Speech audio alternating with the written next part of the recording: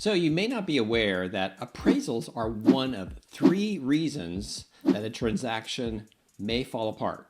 And if you are a casualty of an appraisal issue, it can actually be a pretty big deal. I'm kind of a big deal. Really?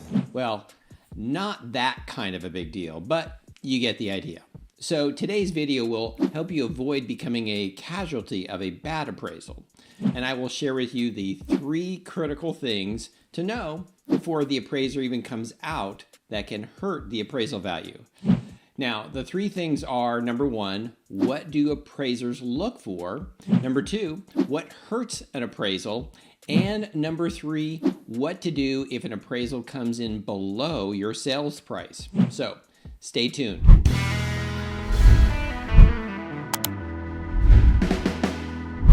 Hi, I'm Harold Powell, a local real estate agent in Ventura, California. And if you're new to the channel and are interested in all things real estate for Ventura and the surrounding areas, well, then I suggest hitting the subscribe, like, and bell icon to be notified of future content. So depending where you are in your home selling journey, you may want to also watch my video on get your house ready to sell in 30 days and how to prepare for a home inspection.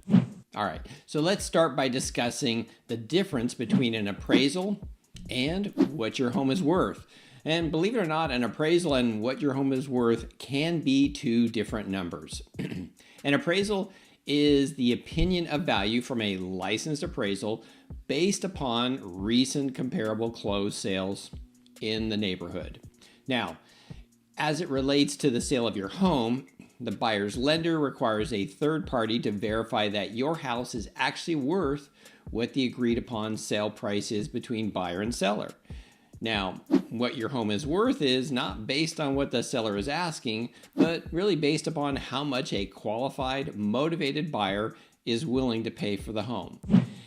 In a quickly appreciating market with multiple offers, buyers are oftentimes willing to pay more than what an appraisal will even come in at. And this past year was a great example of that. We experienced numerous cash offers and buyers with financing who removed the appraisal contingency in order just to get their offer accepted. Now, if the buyers are putting a substantial down payment over, let's say 50% or more, then the appraisal number really won't affect the buyer's ability to obtain financing at a price that is above an appraisal. Additionally, when markets appreciate quickly due to low inventory and limited sales, it makes it very difficult for appraisers to find comparable properties to substantiate the agreed upon sale price. Now, this is one of those areas where we can run into appraisal problems. All right, so let's get into the 3 critical things to know before the appraisal comes out. The first thing to know is, what do appraisers look for? Now, there are a few items that will be required in order to obtain financing that are items that the appraiser is required to verify.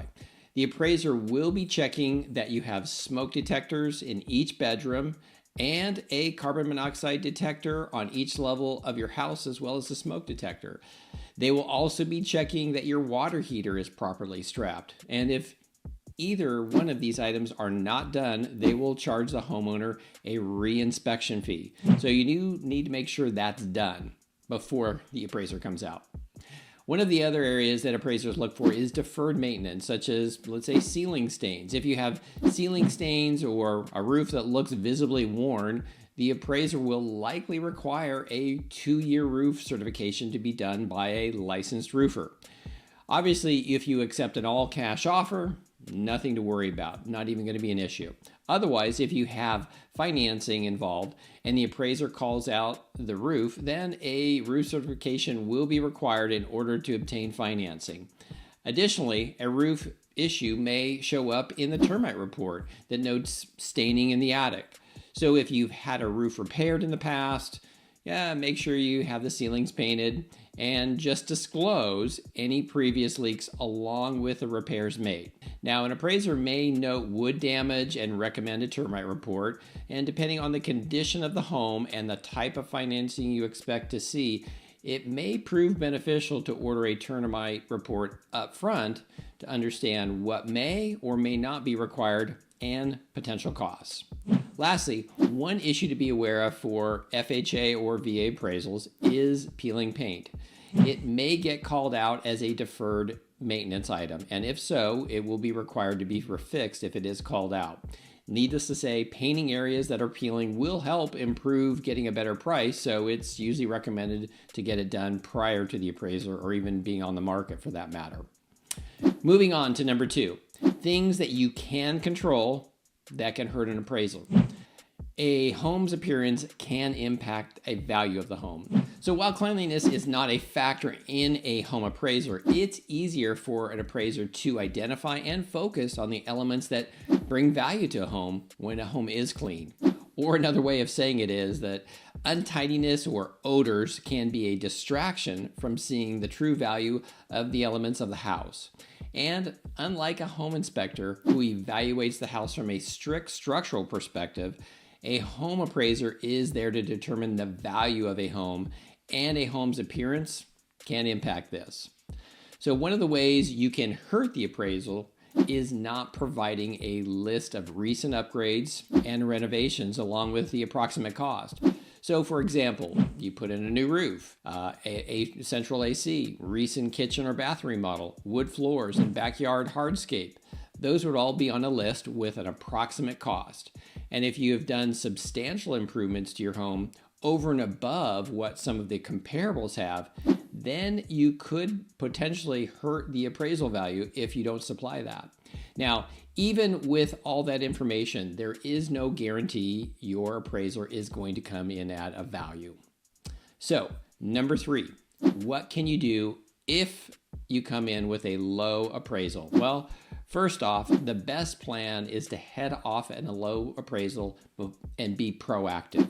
So in these situations where I'm representing a seller, I would provide a list of the best comparables to the appraiser before they come out to the property. And I will use sales that will help the appraiser justify the agreed upon price. Now, as mentioned earlier, there is no guarantee the appraisal is going to come in at value. So if a buyer is putting over 50% down or more, a low appraisal won't affect the buyer's financing, but the buyer may decide to negotiate the price if an offer was made with an appraisal contingency. So if a buyer is putting, let's say, 20% down or less, and the appraisal comes in low, then there is the potential of having to renegotiate the sale price.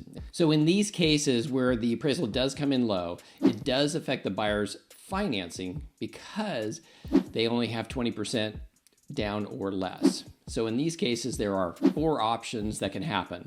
Number 1, if a buyer and seller agree to challenge the appraisal, then the listing and buyer's agent will have the opportunity to review the appraisal and see if there were better comparables or errors in the comparables used, or possibly even the adjustments for the improvements or features of the property.